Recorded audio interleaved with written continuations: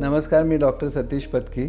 कोल्हापूरच्या पहिल्या IVF taste tube बेबीचा जन्म आमच्या हॉस्पिटलमध्ये 1996 साली झाला आणि त्याच्यानंतर ह्या क्षेत्रातली विविध प्रकारची तंत्रज्ञानं आम्ही आत्मसात करत आलेलो आहोत आणि त्यामुळे यशाचं प्रमाण पण मोठ्या प्रमाणावर वाढत चाललेलं आहे. आता ह्या सगळ्या प्रक्रियेमध्ये एक महत्त्वाचा टप्पा म्हणजे स्पर्म फ्रीजिंगचा. तर स्पर्म फ्रीजिंगचा उद्देश काय? तर पतीचे शुक्रजंतू जे असतात ते आपण आपल्याकडं गोठवून ठेवू शकतो आणि उपचाराच्या दरम्यान जेव्हा जेव्हा लागतील तेव्हा तेव्हा ते आपण बाहेर काढू शकतो. हे तंत्रज्ञान कुणासाठी उपयोगी आहे?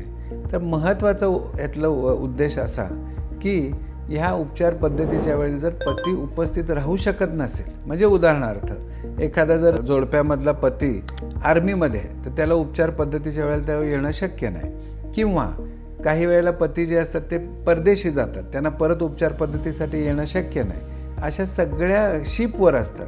तर अशा सगळ्या मिस्टरांचे स्पर्म जर आपण फ्रीज करून ठेवले, जेव्हा कधी ट्रीटमेंट करायची त्या वेळेला ते स्पर्म आपण काढून ती उपचार पद्धती पुढे चालू ठेवू शकतो.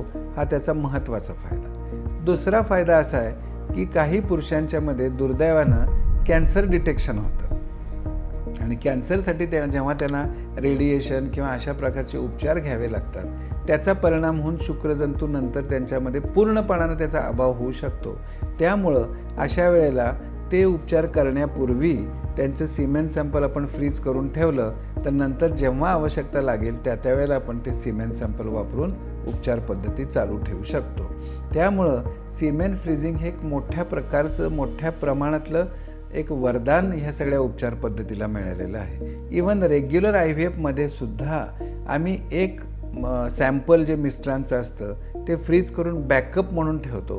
कारण इतक्या ह्या 30-40 वर्षात काही अनुभव असे आलेले आहेत की ज्या दिवशी पिकअप असतं, ज्या दिवशी बीजं आपल्याला पत्नीची मिळतात आणि जर आपल्याकडे जर ते फ्रोझन बॅकअप सॅम्पल नसेल तर काही वेळेला दुर्दैवानं मिस्टरना त्याच दिवशी काही इन्फेक्शन झालं, त्याच दिवशी जर काय फीवर आला किंवा त्याच दिवशी त्यांना परगावून येताना जर वाटेत कुठेतरी ट्रॅफिकमध्ये अडकले, यायला 5 तास लेट झाला, तर अशा वेळेला उपचार पद्धती आपली थांबवता ते बॅकअप स्पर्म असतात ते घेऊन आपण उपचार चालू ठेवू शकतो.